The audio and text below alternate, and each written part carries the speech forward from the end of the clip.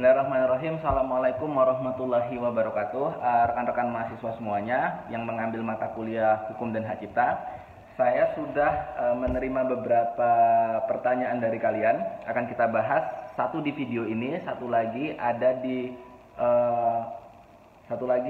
di blog yang saya share dalam bentuk tulisan. Oke. Jadi silakan kalian, kalau ada yang lebih nyaman mengikuti penjelasan saya lewat tulisan, silakan lihat di blog yang saya bagikan. Kalau seandainya lebih nyaman mengikuti penjelasan melalui video, mendengarkan suara dan ekspresi wajah, semoga video ini bisa memfasilitasi kebutuhan belajar kalian. Oke. Baik, yang pertama, ada pertanyaan dari Mayang Saftiani. Oke, jadi Mayang Saftiani ini bertanya, Pak, saya ingin bertanya tentang materi yang Bapak bagikan. Saya ingin bertanya mengenai poin ragam hak dan kekayaan intelektual. Oke. Saya teringat salah satu aplikasi kesukaan saya di mana memuat ide koleksi gambar, entah itu fotografi, poster dan lain-lain. Dan banyak yang mengunduh video foto dan gambar tersebut untuk dijadikan bahan ide tulisan atau kolase atau apapun. Oke, namun setelah di-share ke publik, mereka hanya menyertakan sumber nama aplikasi atau nama platform tersebut. Yang saya tanyakan, bagaimana hak dari sumber kepunyaan foto atau gambar asli tersebut. Oke, jadi begini deh, yang harus diketahui adalah orang yang mendownload, orang yang save menyimpan gambar tersebut itu tujuannya untuk apa? Untuk tujuan pendidikan, ya kan? Ini contohnya ya, untuk tujuan pendidikan atau untuk tujuan komersil. Untuk tujuan pendidikan misalnya nih ya, untuk tujuan pendidikan saya menggunakan ketika saya sedang browsing gitu ya, saya sedang main media sosial tertentu, kemudian loh kok ada gambar yang bagus nih, kemudian saya ambil gambar tersebut, kemudian saya tempel di PowerPoint presentasi saya untuk mengajar kalian, it's okay, itu nggak masalah. Akan tetapi yang menjadi masalah adalah ketika gambar tersebut saya save, saya simpan, dan kemudian saya gunakan untuk sebuah aktivitas yang mengandung nilai komersil. Tidak ada unsur pendidikannya, tidak ada unsur transfer pengetahuannya, pokoknya murni untuk mendapatkan keuntungan di sini, mendapatkan uang di sini gitu ya. Nah, itu baru jadi masalah dan bisa-bisa aja dituntut. Nah, kemudian selanjutnya nih, oh ya, satu lagi saya lupa. Dan jangan lupa untuk memasukkan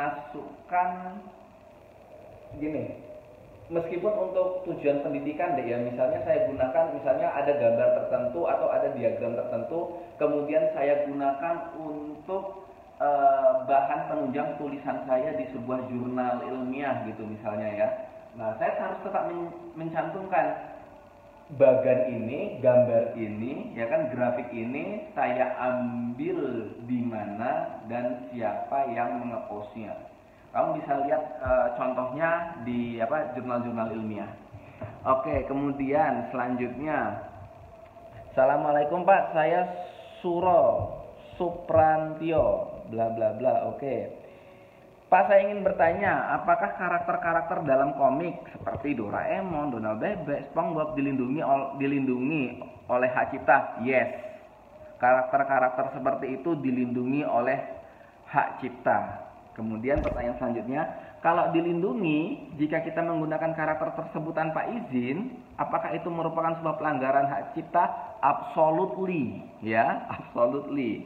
Soalnya kan Pak, banyak tuh badut di jalanan yang digunakan untuk mencari uang atau ngamen. Terima kasih Pak.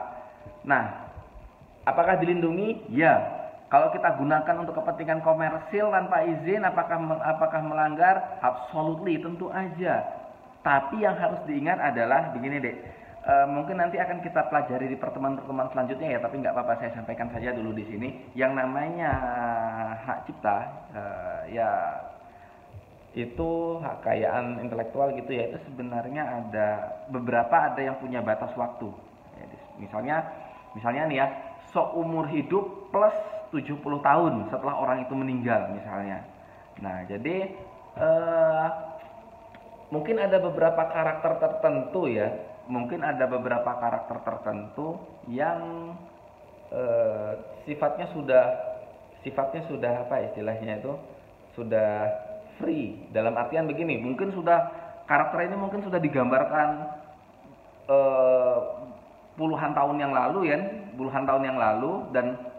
dan si pembuatnya ini sudah meninggal, dan kemudian sudah lebih dari 30 atau 70 tahun setelah si pembuatnya ini wafat, si pembuatnya ini meninggal. Nah, itu sudah kalau tidak ada proses perpanjangan perlindungan hukumnya, itu sudah saya bilang bebas domain gitu ya. Sudah statusnya bebas. Tapi yang lebih penting lagi, mendingan cari tahu dulu aja deh. Oke, biar kamunya aman, nggak tiba-tiba ada yang datang gitu ya terus nuntut kamu dengan jumlah nominal yang tidak sedikit. Kemudian ada pertanyaan lagi. Assalamualaikum Pak, saya Janitra Saktiga Marwijaya. Saya ingin bertanya, misalnya nih saya punya usaha madu murni. Oke, lalu saya memasarkan produk saya menggunakan botol. Botol yang dipakai katakanlah botol salah satu sirup yang terkenal di bulan puasa. Alhamdulillah usaha saya laris Pak. Apakah ini termasuk pelanggaran juga Pak? Dan bagaimana? Terima kasih Pak. Gini, ini maksudnya apa? Botol bekas. Saya tanya dulu nih adik ya. Ini maksudnya botol bekas atau kamu membuat sebuah botol yang botolnya mirip seperti sirup ternama itu? Pertanyaan saya. Nah, ini harus jelas dulu, oke? Nah, kemudian kalau seandainya desainnya sama, desainnya sama, itu tidak termasuk pelanggaran hak cipta. Itu nggak masuk pelanggaran hak cipta. Berarti aman Pak? Ya nggak aman juga, ya, karena itu memang nggak masuk kategori pelanggaran hak cipta, akan tapi masuk dalam kategori pelanggaran desain industri, pelanggaran desain industri. Hak cipta dan desain industri itu merupakan dua hal yang berbeda, ya nggak aman-aman juga sih. Makanya saya tanya dulu deh ya, itu maksudmu adalah botol bekas atau kamu desain botol bekas sirup ternama itu ya, atau kamu memang membuat botol yang bentuknya mirip sama iklan ternama itu, apa sirup ternama itu. Kemudian pertanyaan selanjutnya, Assalamualaikum Pak, saya Jian kelas E, mau tanya.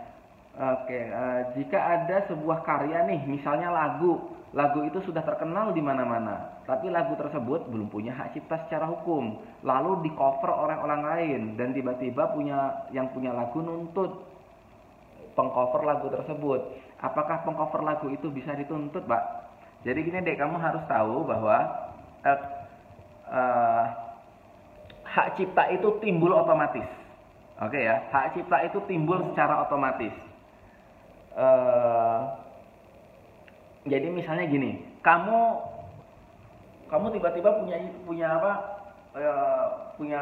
bayangan di kepalamu. Wah, ada lagu dengan kata-kata seperti ini, dengan nada seperti ini. Kemudian kamu genjreng-genjreng ya kan? Kamu genjreng-genjreng sendiri, nyanyi-nyanyi sendiri, kamu upload.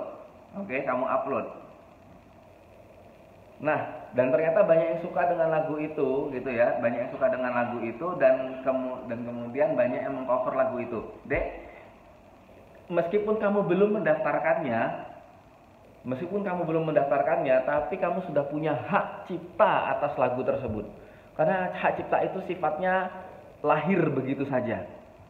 Maksud saya lahir begitu saja, bukan ajak-ajak muncul ya kan, tapi kalau kamu mengeluarkan sebuah gagasan, dalam hal ini misalnya lagu, maka kamu sudah punya hak cipta atas lagu tersebut meskipun kamu belum mendaftarkannya secara formal.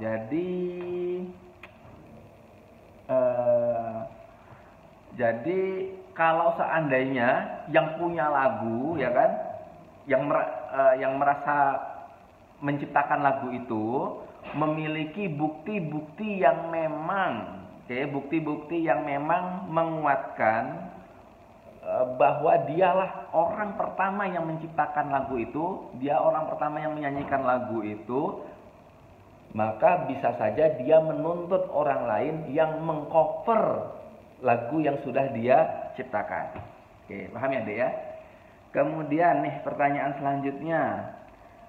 Pak, saya Diah Nawang Bulan, ingin tanya, misalnya saya ini membuat usaha kecil-kecilan, lama-lama usaha saya ini dikenal orang, saya perlu daftar merek dagang saya ini nggak Pak? Dek, merek dagang didaftarkan, jangan nunggu gede. Sejak masih usaha kecil pun daftarkanlah. Jangan sampai nanti sudah keburu gede, mereknya diambil orang. Jangan sampai terjadi. Pernah ya kasus ya, kayak artis ternama itu ya yang rebutan nama ayam geprek itu, inget toh? Nah, makanya jangan nunggu usahanya besar dulu baru didaftarkan. Sejak kecil-kecilan daftarkanlah. Dan inilah salah satu kenapa mata kuliah hukum dan hak cipta ini ada, salah satu manfaatnya ya, agar kamu sadar hukum, agar kamu sadar betapa berharganya gagasanmu, sekecil apapun gagasan itu. Oke. Kemudian selanjutnya, Pak, saya Muhammad Solihin. Oke. Untuk level UMKM sebagian besar tidak mendaftarkan paten atas logo, tagline dan sebagainya. Nah, misalnya ada usaha A yang sudah berdiri lama, namun tidak pernah mendaftarkan paten usahanya.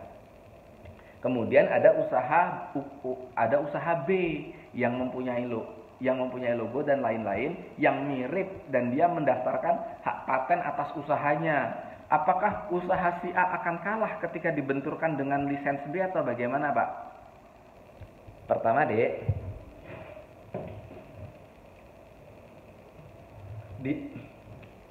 kamu menggunakan kata paten di sini ya. Kamu menggunakan kata paten ya. Nah, kamu harus tahu bahwa gini, di soal yang kamu gunakan, kamu menggunakan kata paten, oke? Kamu menggunakan kata paten. Tapi di contoh, kamu menggunakan kata merek. Ya, kamu harus ingat bahwa paten dan merek itu dua hal yang berbeda. Paten dan merek itu tidak sama.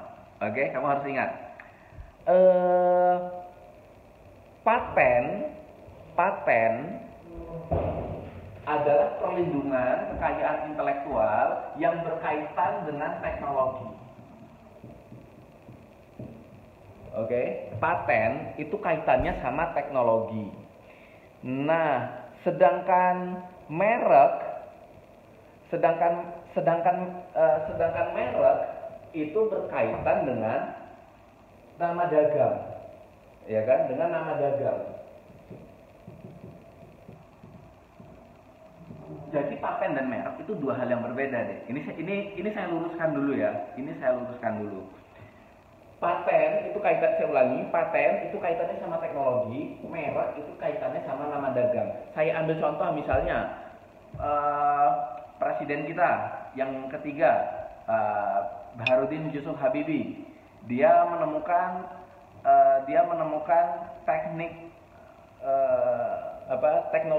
teknologi penerbangan mutakhir, ya kan, yang tidak mudah pecah dan pesawatnya yang membuat pesawat melaju secara maksimal dan badan pesawat tidak mudah pecah. Itu maksudnya paten karena berbicara tentang pengembangan teknologi. Nah, kemudian oleh Baharudin Yusuf Habibie pesawatnya dinamakan apa? Dinamakan Gatot Kaca misalnya ya. Nah, Gatot Kaca sudah tidak lagi bicara paten, tapi sudah bicara merek karena sudah menyentuh nama dagang. Paham deh ya? Jadi saya luruskan, paten dan merek adalah dua hal yang berbeda. Oke, sekarang kita kembali ke pertanyaanmu. Kemudian kamu bertanyakan, kalau seandainya ada usaha B yang kemudian membuat logo tagline yang mirip sama usaha A dan kemudian si B ini daftar lebih dulu, jadi si A akan kalah atau gimana, Pak? Yes, A akan kalah karena khususnya di Indonesia deh ya, karena untuk urusan merek di Indonesia itu mempunyai kita itu menganut prinsip konstitusi first to file. Saya ulang. Jadi first to file. Apa maksudnya first to file? Yang pertama kali daftar, dia yang diakui. Oke? Yang pertama kali daftar dia diakui. Jadi kalau seandainya A yang punya gagasan lebih dulu, tapi yang mendaftarkan duluan adalah B, maka si A akan kalah. Makanya di pertanyaan sebelum ini saya sampaikan ya, daftarkan merek usaha itu jangan nunggu gede. Daftarkan nama dagang itu jangan nunggu besar dulu usahanya. Sekecil apapun, daftarkanlah. Apalagi kalau kamu serius ingin membangun usaha ya. Jangan sampai ketika sudah besar, sudah punya nama, diambil orang. Nah, kemudian ya itu dulu lah dek. Pertanyaannya ternyata cuma 6. Dan tolong kalau seandainya di sini ada pertanyaan yang belum saya jawab, ada pertanyaan yang belum saya saya lalai gitu ya memberikan respon, tolong saya diingatkan. Baik, sampai jumpa di pertemuan selanjutnya. Saya tunggu pertanyaan-pertanyaan menarik lainnya. Assalamualaikum warahmatullahi wabarakatuh.